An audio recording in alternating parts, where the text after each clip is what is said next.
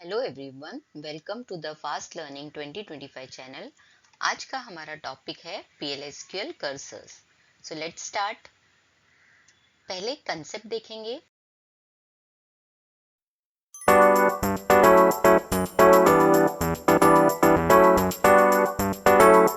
एक garment shop का example लिया है।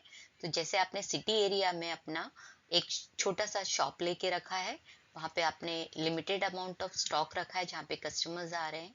सो यहाँ पे आपका कुछ वेराइटी ऑफ स्टॉक्स अवेलेबल है।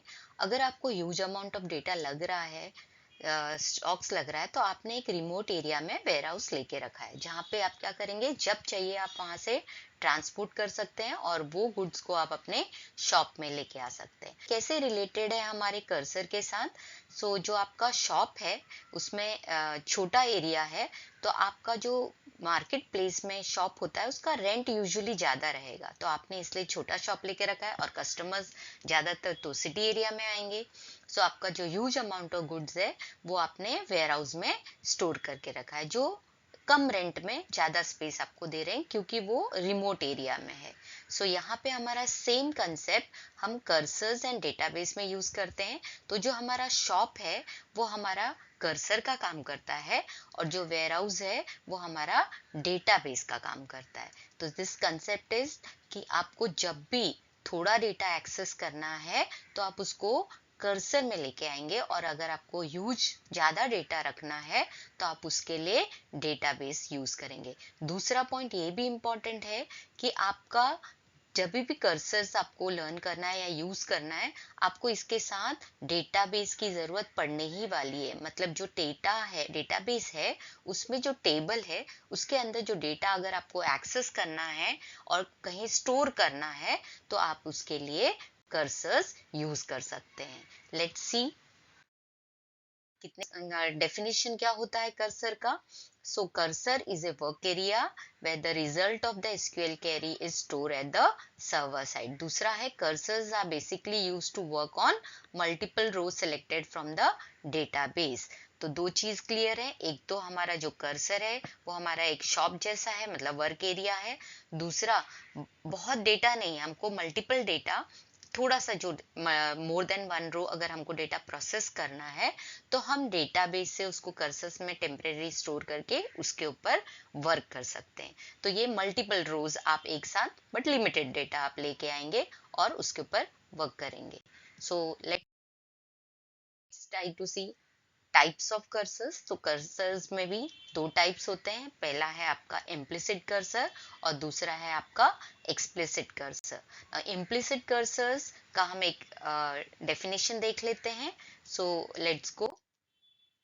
Implicit cursor is automatically created by Oracle engine whenever SQL statements are executed.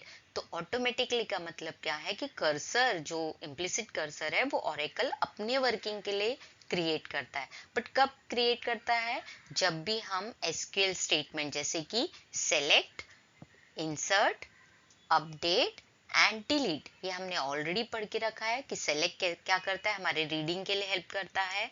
Insert, data insert करने के लिए, न्यू ऐड करने के लिए डेटा।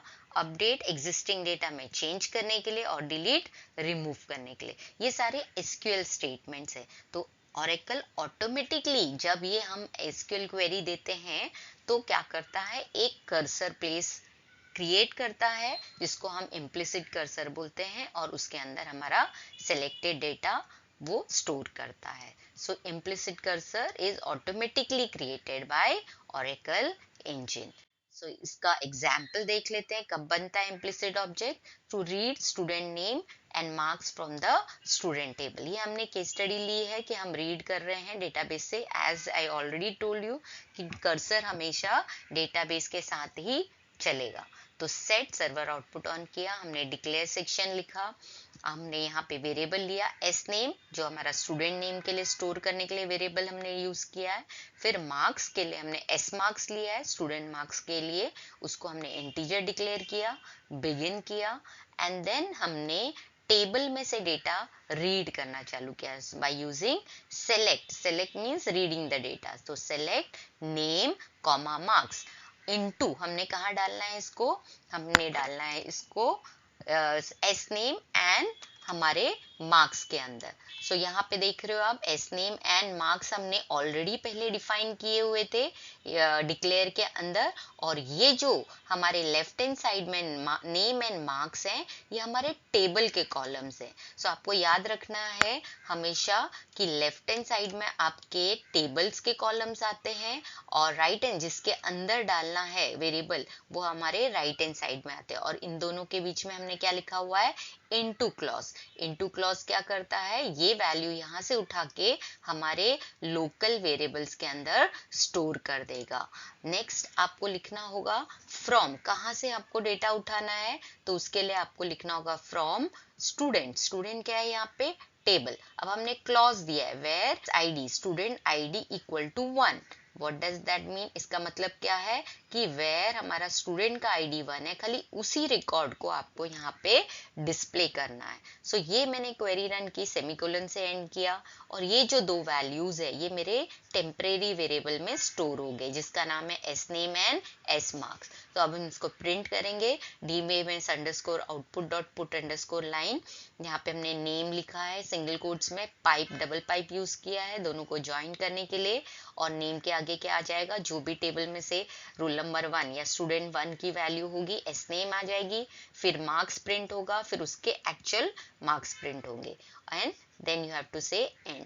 सो ये नॉर्मल हमारा PLSQL ब्लॉक जब भी हम लिखते हैं तो ये जो क्वेरी है इसका जो डेटा है वो इम्प्लिसिट कर्सर के अंदर कौन स्टोर करता है, ओरेकल इंजन स्टोर करता है। So this is the first type of cursor, ये पहले टाइप का कर्सर हमने देख लिया है। ओके, नेक्स्ट टाइप जो आपका है explicit cursor. So explicit cursors are created and managed by PLSQL programmers explicitly. इसका मतलब क्या है कि जो PLSQL के अंदर जो भी आप कर्सर प्रोग्रामर लिखेगा वो उसको खुद लिखना पड़ता है, उसके कुछ स्टेप्स हैं जो हम आगे देखेंगे। तो ये प्रोग्रामर उसको अपने हिसाब से यूज कर सकता है, क्योंकि इम्प्लिसिट कर्सर तो ओरेकल इंजन ने क्रिएट किया ऑटोमेटिकली, तो प्रोग्रामर उसमें कुछ नहीं कर सकता, वो उसको मैनिपुलेट नहीं कर सकता। तो प्रोग्रामर को अगर कर्सर लिखना है तो उसको कौन सा टाइप का कर्सर लिखना पड़ेगा, एक्सप्लिसिट कर्सर लिखना पड़ेगा। इसका एक्सप्लिसिट कर्सर के कुछ एट्रीब्यूट्स हैं जो हमको स्टडी करने होते हैं। इसको यूज करने के पहले आपको ये याद रखना है कि जैसे हमने कर्सर को कोरिलेट किया था हमारे शॉप के साथ, एग्जाम्पल के साथ, तो आपको जब भी कोई शॉप में जाना है तो आप क्या करते हैं, पहले चेक करते हैं कि वो शॉप ओपन है कि नहीं, उसका टाइमिंग क्या है। अगर शॉप ओपन है तो आप वहां जाएंगे उस टाइम के अंदर, और फिर आप वहां पे ढूंढेंगे आपके गुड्स मिल रहे हैं कि नहीं। अगर वो मिल रहे हैं तो आप खरीदेंगे, अगर नहीं मिल रहे हैं तो आप क्या करेंगे, वहां से एग्जिट करेंगे। सो आपको बाहर आना है, एंड देन अगर आपको कितना, आपने बाहर आते वक्त आप जब बिलिंग करते तो आपने कितने गुड्स परचेज किए उसका अगर आपको काउंट चाहिए तो आपके लिए अलग अलग पैरामीटर्स यहाँ पे, एट्रीब्यूट्स यहाँ पे अवेलेबल है। तो सबसे पहले जो कर्सर का हम बनाएंगे, यूजर बनाएगा जो एक्सप्लिसिट कर्सर, या प्रोग्रामर जो बनाएगा, तो उसको चेक करना है कि कर्सर ओपन है क्या। तो उसके लिए उसको यूज करना है परसेंटेज इज ओपन, ये साथ में लिखा जाता है, ये बुलियन वैल्यू ट्रू या फॉल्स आपको रिटर्न, दोनों वैल्यू आपको याद रखना है, ट्रू या फॉल्स ही आपके सारे एट्रीब्यूट वैल्यू रिटर्न करने वाले हैं। अगर आपका शॉप ओपन है तो ये ट्रू देगा, अदरवाइज फॉल्स आंसर देगा। अगर आपने शॉप में गए और आपने कुछ गुड्स खरीदा तो यहाँ पे अगर आप कर्सर ओपन किया और आपने देखा आपको गुड्स मिला है तो आप वहां पे चेक कर सकते हैं आपने कुछ आपके यूजफुल है कि नहीं, मतलब कर्सर में कुछ डेटा है कि नहीं। तो परसेंटेज फाउंड ये भी आपको ट्रू या फॉल्स वैल्यू देता है कि भाई आपको कुछ गुड्स मिल रहा है कि नहीं। तो येस एंड नो या ट्रू एंड फॉल्स। अब नेक्स्ट जो है परसेंटेज नॉट फाउंड। अब इस शॉप में से हम बाहर कब आएंगे, जब हमको कुछ गुड्स नहीं मिल रहा है। तो कर्सर में अगर हमको कोई वैल्यू नहीं मिल रही है, हमको चेक करना है, और कोई वैल्यू नहीं है, हमने सब देख लिया, सो हमको यहाँ पे भी true and false value return होगा। सो ये जब ट्रू होगा जब हमको कर्सर में कुछ नहीं बचा है। एंड ऑफ कर्सर जब आ गया तो आप इससे चेक कर सकते हैं। देन रो काउंट आपको क्या देगा, रो काउंट आपका कितने आपके कर्सर में गुड्स फेच किए, क्योंकि हमने पहले ही पढ़ा है मल्टीपल रिकॉर्ड्स के लिए ये यूज होता है। तो रो काउंट आपको इसका टोटल देने वाला है। नाउ इसमें सबसे इम्पोर्टेंट हमको याद क्या रखना है कि percentage not found, this is very important. क्यों? क्योंकि कर्सर से हमको बाहर कब आएंगे, जब हम ये वैल्यू हमने ट्रू देखी है। जब हम इस ये वैल्यू ट्रू आ जाएगी मतलब हमारा कर्सर खत्म हो गया, मतलब शॉप में हमने सब कुछ देख दिया और कुछ भी बचा नहीं है और देखने के लिए, तो हम क्या करते हैं, एग्जिट करते हैं। तो ये कंडीशन बहुत इंपॉर्टेंट है, जो एटलीस्ट सर के लिए आपको ये नॉट फाउंड वैल्यू लगेगी ही लगेगी। नाउ आगे देखते हैं इसका एग्जाम्पल। ओके, स्टेप्स कैसे हैं। पहले स्टेप्स देख लेते हैं कर्सर बनाने के। सबसे पहले हमको कर्सर को डिक्लेयर करना पड़ता है, then we have to open cursor करेंगे, राइट। देन लूप्स इसके साथ यूज होगा ही, क्योंकि मल्टीपल रो जहाँ पे भी आता है लूप्स आपको यूज करना पड़ेगा। लूप्स का हमने ऑलरेडी एक वीडियो बनाया है, उसको आप प्लेलिस्ट से देख सकते हैं, जो कंट्रोल स्ट्रक्चर है ये वो लूप्स के अंदर आते हैं। प्लीज आप प्लेलिस्ट से देख लीजिए to make your concept clear, क्योंकि उसके बिना आपको कर्सर समझना डिफिकल्ट हो जाएगा। तो पहले आप वो देखिए control structure and then you can learn the cursor easily. Loop हमको यूज करना है, देन फेच करना है, क्योंकि कर्सर से हमको डेटा रीड करना है, तो हम फेच करेंगे डेटा से। और एग्जिट कब करेंगे, when cursor percentage not found. अभी मैंने आपको बताया था कि आपको ये जो कर्सर है, कर्सर परसेंटेज, ये कर्सर जो भी आप डिक्लेयर करेंगे उसका नाम देंगे, देन परसेंटेज नॉट फाउंड आपको क्या देने वाला है, ट्रू देगा जब अब आपका कर्सर एंड ऑफ कर्सर आ गया है, तो आप इससे एग्जिट हो जाएंगे। आपको कोई भी गुड्स नहीं मिल रहा है तो आप शॉप से बाहर आ जाएंगे। वैसे ही ये कंडीशन बहुत इंपॉर्टेंट है, exit when cursor percentage not found. इसका मतलब अब आपके कर्सर में कोई डेटा बचा नहीं है, तो आपका कर्सर एंड में आ गया है। सो देन आपको जो करना है काम उसके बाद वो करेंगे और फाइनली आप आपका कर्सर क्लोज करेंगे। तो ये आपके स्टेप्स हैं जो आपको याद रखने हैं एक्सप्लिसिट कर्सर के लिए। Let's see an example of the explicit cursor. कैसे होता है, डिक्लेयर करेंगे। हमने यहाँ पे कर्सर लिया है, कर्सर को डिक्लेयर करने के लिए आपको कर्सर ही लिखना पड़ता है, कीवर्ड।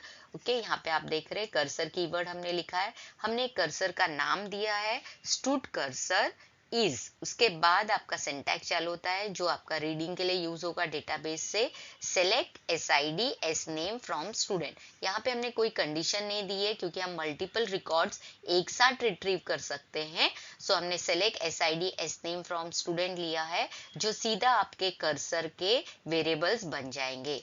तो आपने जैसे ही ये कर्सर डिक्लेयर किया, फाइनली आपको यहाँ पे सेमीकोलन देना होता है। अब हमने यहाँ पे एक ID लिया है इंटीजर स्टूडेंट ID के लिए, नेम लिया है वेर कैट 20, बिगिन किया है क्योंकि हम SID student ID and name ही ले रहे हैं, तो हमने यहाँ टेम्परेरी 2 वेरिएबल्स डिक्लेयर कर लिए हैं।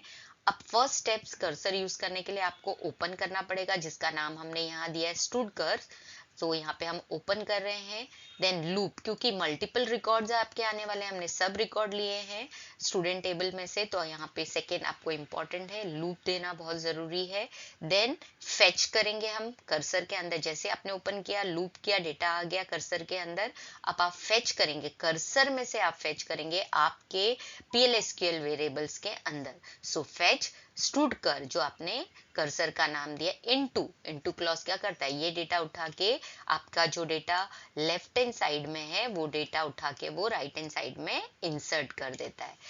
स्टूड कर के अंदर जो भी डेटा है, इनटू आप किस में डालने वाले हैं, ID एंड नेम के अंदर। सेमीकोलन आएगा, ये याद रखना। यहाँ पे एग्जिट देना है इसके इमीडिएटली बाद आपको, फेच के बाद एग्जिट व्हेन स्टूड कर परसेंटेज नॉट फाउंड। स्टूड कर कहाँ से आया हमारा, क्योंकि हमने जो कर्सर डिक्लेयर किया है उसका नाम क्या है, स्टूड कर, तो हम उसमें से बाहर कब, जब हम उसका नाम देंगे और परसेंटेज नॉट फाउंड देंगे विथ एग्जिट। एग्जिट कब करना है, जब कर्सर स्टूड कर परसेंटेज नॉट फाउंड, मतलब अब हम एंड में आ गए हैं, हमने सारा डेटा फेच कर लिया है, तो हम एग्जिट कर सकते हैं। ये कंडीशन बहुत इंपॉर्टेंट है, नहीं तो आप लूप में ही अटक जाएंगे। उसके बाद हम इस वैल्यू को प्रिंट करेंगे जो हमने रीड किया ID एंड नेम के अंदर। DBMS underscore output dot put underscore line से हम डेटा डिस्प्ले करते हैं। पहले ID प्रिंट करेंगे, पाइप करेंगे उसको, देन नेम को डिस्प्ले करेंगे, पाइप करेंगे विद द वेरिएबल्स के साथ, और इसके साथ हम करेंगे एंड लूप, क्योंकि हमने लूप दिया है तो डेफिनेटली हमको इसको क्लोज करना है एंड लूप के साथ। और फाइनली हमारा काम हो गया तो हम क्लोज करेंगे कर्सर को, जिसका नाम है स्टूडकर, एंड एंड ऑफ हमारा PLSQL ब्लॉक करेंगे। सो ये पूरा एग्जाम्पल है एक्सप्लिसिट कर्सर का, जो एक प्रोग्रामर खुद लिख सकता है और सारे एट्रीब्यूट के थ्रू कर्सर को मैनिपुलेट कर सकता है। Thank you for watching. Hopefully you have understood the concept. Have a great day.